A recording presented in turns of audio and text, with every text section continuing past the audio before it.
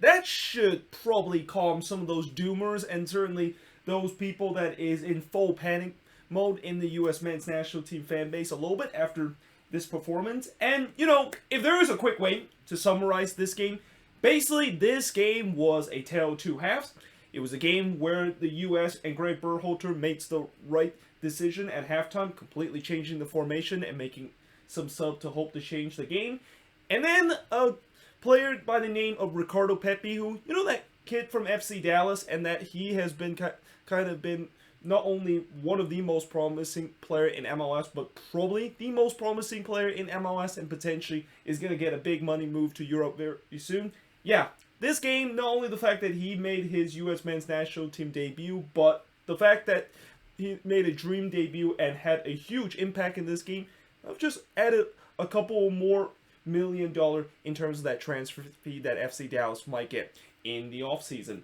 But nevertheless, in terms of talking about how this game is and really kind of the long story of this game, first of all, the starting 11 in this game for the U.S., you got Matt Turner, Tyler Adams, John Brooks, Josh Sargent, Christian Pulisic, Miles Robinson, Ricardo Pepi, Mark McKenzie, James Sant, George Bello, and Kellen Acosta. And that, it seemed like when I look at the starting 11, it was a very defensive starting 11, and it just almost feels like Greg Berhalter feel like maybe this is a game where maybe they should just kind of play for a draw and kind of hope for the best going forward, because again, they were playing a lot of D-mids in this game, and that they were also going with a 5-man backline in this game, which, yeah, let's just say that not only that did not work whatsoever, but let's just hope that's the last time we're going to see a 5-man backline, and probably the last time we're ever going to see that starting 11 for the rest of the World Cup qualifying for the U.S. Because in the first half, man, oh man, I talked about all those doomers and how they've been dooming the fact that the U.S. looks like they're on their verge of once again failing for the World Cup. And, when you saw what happened in that first half, they kind of had an argument for that, because this was probably the worst first half I've ever seen the U.S. play in a World Cup qualifier since that infamous event that happened in Cuba back in 2017. Now, in the first minute, to be fair, it didn't really got off to a terrible start in the first half. And 17 seconds in, the U.S. almost took a 1-0 lead when George Bello just pulls it wide from about 10 yards out. But that was kind of the only happy thing that the U.S. really got going, and any happy thing that we've seen from the U.S. for the rest of the game, because the U.S., I thought, early on they would try to play out of it early, but yeah, that was probably not a smart idea, consider Honduras was really pressing this U.S. team, and there were times where they trying to play it at the back, and at times being very casually doing so, and the fact that Honduras was being very aggressive with the press, it was unsurprising that the U.S. was losing the ball way too many times in their own half, and sometime in very dangerous area.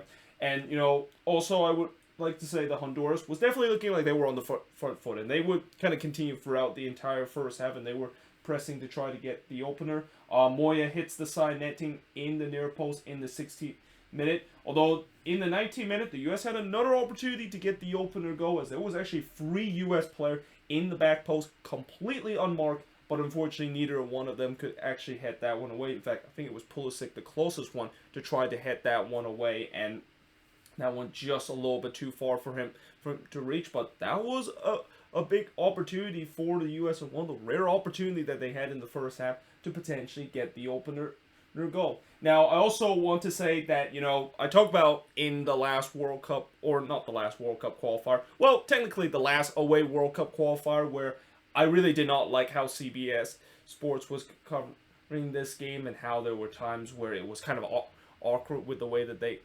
basically covered this game. Yeah, this was another one of those ones where, I don't know what happened, but somebody literally blasted the field audio mic to tenfold. I mean, it was just getting to a point where I couldn't even hear the announcer commentating because of how loud the field mic is. And obviously it doesn't help the fact that, the whole from the Honduras crowd was also incredibly loud. And yeah, I'm pretty sure if you are a U.S. fan, I mean, I kind of knew coming into this game, as much as I know a lot of people are very annoyed with those annoying Vuelvus noise, I was kind of prepared for this because, I've seen before where the U.S. play against Honduras on the road, especially down in San Pedro Sula, and that's what Honduran fans basically decided to do, and it's kind of just a way to not only pump up their team, but also make a very intimidated kind of atmosphere, and something that I don't think most of these U.S. players had to deal with, where they have to play in a stadium that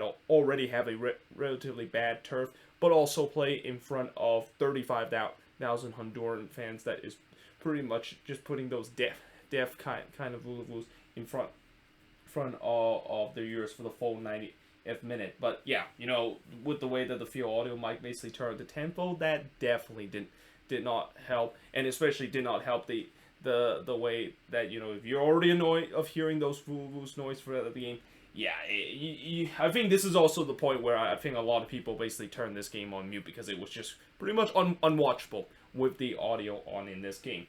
Now, in the 24th minute, Pepi just hits it over the bar from 6 yards out, but I thought there was just still way too many sloppy giveaway from the U.S., and in fact, the opening goal of this game, which Honduras would eventually score in the 27th minute, as Moya would score from Rodriguez to give Honduras a 1-0 lead, all came because of a giveaway in the midfield. Like, they, just give the ball away sloppy in the midfield. Honduras was going on the other end, and they capitalized on that. And just like that, Honduras was up 1-0 in this game, and they looked like they were going to make it 2-0 just 3 minutes later, as Rubio just curls it wide from 19 yards out. And this is also where I wrote the U.S.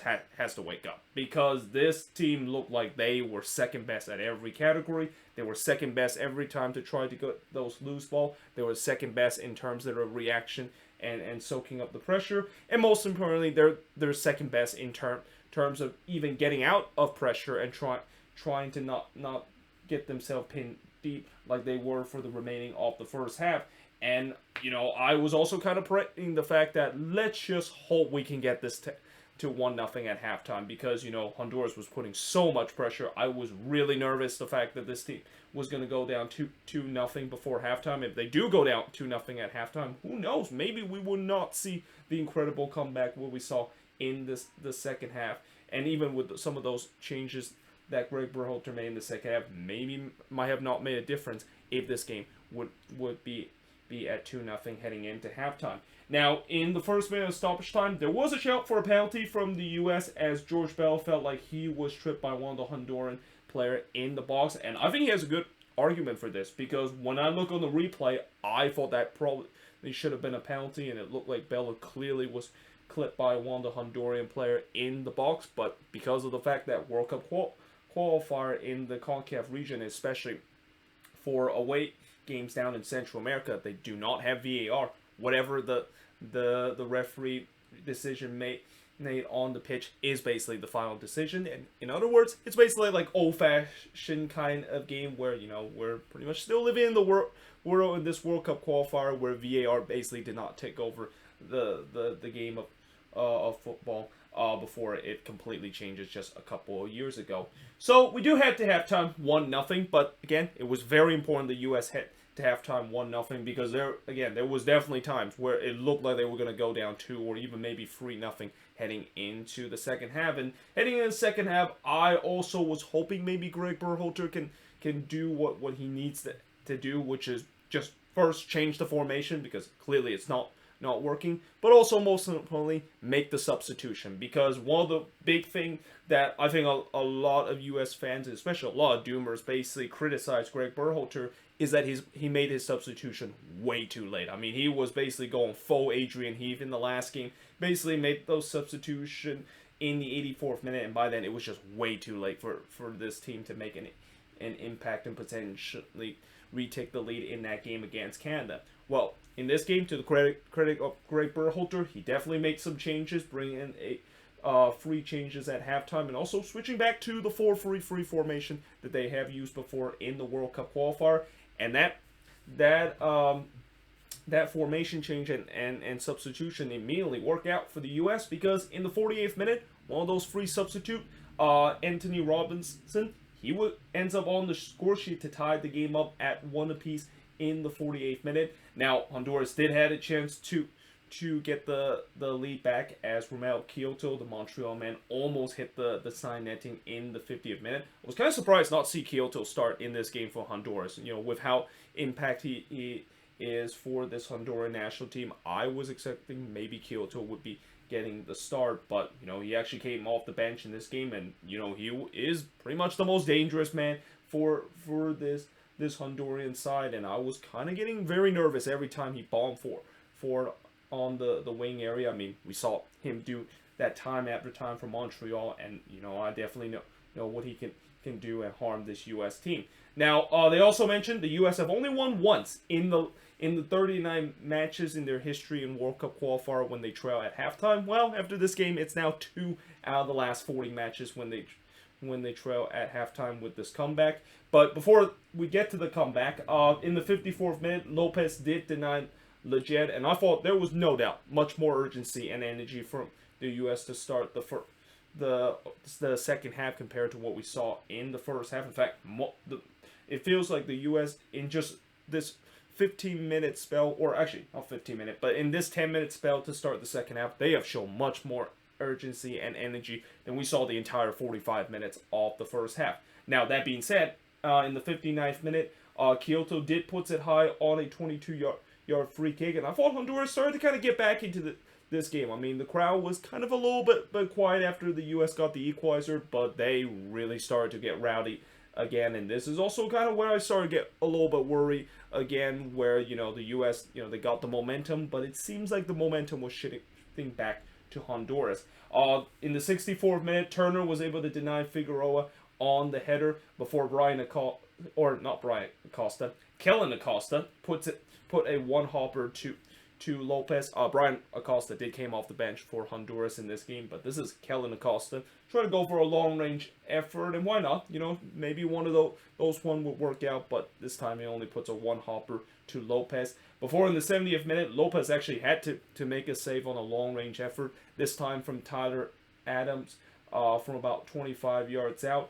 But then in the 74th minute, it finally happened, and this is where we get to one of the biggest talking point, if not the biggest talking point of this game, and that's Ricardo Pepi. And I think many U.S. fans, and I think I probably should have mentioned this in these last couple of World Cup qualifier review, where I feel like Ricardo Pepi clearly need to get some minutes with this team, and it's kind of shocking the fact that this is only his first ever appearance for this U.S. men's national team. Consider there was just times where during that game against Canada and even the game against El Salvador, I was hoping he can come off the bench and maybe become an impact. And throughout this game, even though I know in the first half he didn't really make some impact, and a lot of that has to do with he was basically getting isolated on an island and just getting no service whatsoever. But in the second half, we saw that he was getting much more service, and when you are able to get service to Ricardo Pepi, good things is going to happen. And by the way, this was a beautiful cross from DeAndre Yedlin, who he also come off the bench in this game. Wasn't part of the triple substitution, but kind of came in a little bit later, and he also made an instant impact to deliver a beautiful cross, which Pepi just in the right place to head that one away to give the U.S. a 2-1 lead. Rodriguez then pulls the trigger from 23 yards out, but missed high as Honduras was looking to quickly equalize. But then in the 86th minute, the game was pretty much killed off because Brendan Aronson would score from Ricardo Pepi to make it 3-1 in favor of the U.S. So Pepi not only getting his first ever goal as a U.S. men's national team player on his debut, but also getting an assist in this game too. And also that's the second consecutive game that Brendan Aronson, of course, have scored a goal for the U.S. And then, of course, this is when, I'm pretty sure the Honduran fans were kind of fed up with their team, so they started to do their sarcastic Ole chant. And, every time the U.S. basically make the passes, the Honduran fans was basically doing Ole, which, I've seen that happen with a lot of country, even in Central America. Remember, there was one time when Sporting KC played against Toluca, and this was a couple of years ago in CCL, and how Toluca fans was fed up of how their team was playing, so they decided to do the sarcastic Ole chant whenever Sporting KC were passing the ball, and it seems like it happened again, this time in Honduras, where the Honduran fans were fed up with how their team is played, so they're just going to kind of have some fun and just kind of had those sarcastic Ole chant, which they did kind of ring out, I think, at part of this game to encourage the team, but yeah, it just feels like it's a complete 180 with the way how they kind of got pissed off of their team, so they're going to kind of shame them by doing the sarcastic Ole chant, but only to basically do the Ole chant when the away team, of course, has the possession. But then in the 3rd minute of stoppage time, the floodgates definitely opened for the U.S. as legit would make it 4-1 in favor of the U.S. And even though, you know, this goal in other games, you might think this is just kind of the icing on the cake and kind of just running up the score. But in World Cup qualifier, this goal is huge because, you know, I know the U.S. coming into this game, especially with the way how the first half ended, you know, I was going to be happy even if they can maybe get out a draw in this game. But as soon as they got that second goal, I kind of feel like, well, maybe they should need to be a little bit, maybe they need to be a little bit greedy and maybe get like a 3rd or 4th goal so we can improve their goal differential. Because at the end of the day, goal differential could be really huge coming into this rest of the World Cup qualifier. And the U.S. getting 4 goals in this game have definitely helped their case with their goal differential and also pretty much propelled themselves above the automatic World Cup qualifier or the automatic World Cup berth spot in the World Cup qualifier standing in the CONCACAF region. But in the end, the U.S., of course, despite the fact that it wasn't pretty in most of the time, especially in the first half, they were able to get a huge 4-1 win against Honduras and a rare win against a Central American team down in hostile environment. In terms of the shots in this game, Honduras actually had more of the shots, 18 shots compared to 12 the U.S. had, but the big difference is the shots on goal. 8 shots on goal compared to 3 shots on goal, 10 shots off target for the 4 that the U.S. had, 5 shots that was blocked for the none that the U.S. had, and possession-wise, 53% possession compared to 47% possession that the U.S. has in this game. And like I said, this definitely does put a little bit pressure off of the U.S., but, you know, as much as this is an incredible victory and a win that the U.S. desperately needed, consider what has happened in their first 2 games in the World Cup qualifier, it's far from over. Like, this team, I hope that they can continue to play the way that they did in this game against Honduras, and especially, you know, heading into the October World Cup qualifying stage. They do have to face against some tough opponents too in that October World Cup qualifier stage, and let's also not to mention in the November World Cup qualifying stage they get to play against Mexico at home. So things are not going to get easier for this team in terms of the World Cup qualifying stage, and that at least I think 5 points out of 3 games. I mean, ideally, I know people want to see this team get 9 points out of the first 3 games, or maybe even getting 7 points out of the first 3 games. But with the way how the first 2 games went, I think it's got to be a positive that they were able to even be in this position where they're now getting 5 points in the first 3 games. And like I said, you know, I feel like maybe this is kind of started to what I feel like with this U.S. team compared to what we saw in the Gold Cup and in the Nations League, where, remember how I said, you know, in the Nations League and in the Gold Cup, they started terribly and everybody was already started to call Greg Berhalter out and demand a firing. Well, you know, eventually this team kind of gelled a little bit and eventually things kind of got better, and I'm just hoping this is going to be the same case with this team. But that being said, you know, we still have a month away from the next 3 games in the World Cup qualifier stage, and by then, you know, we'll see what happened. I mean, things could definitely change with this team, and it's also going to be interesting to see which player Greg Berhalter is going to call up heading into the October World Cup qualifier era, and that we might see some players that is part of the September World Cup qualifier. There's no guarantee that all these players are going to be back heading into the October World Cup qualifier. Maybe we're going to see some new names that is going to be in this team as they prepare for another big 3 games in the World Cup qualifier in October. But until then, hope you guys enjoyed this video. If you do, make sure you guys like, smash that subscribe button. Let me know in the comments below what do you think of this game. And yeah, hope you guys enjoyed this video, and I will see you guys next time.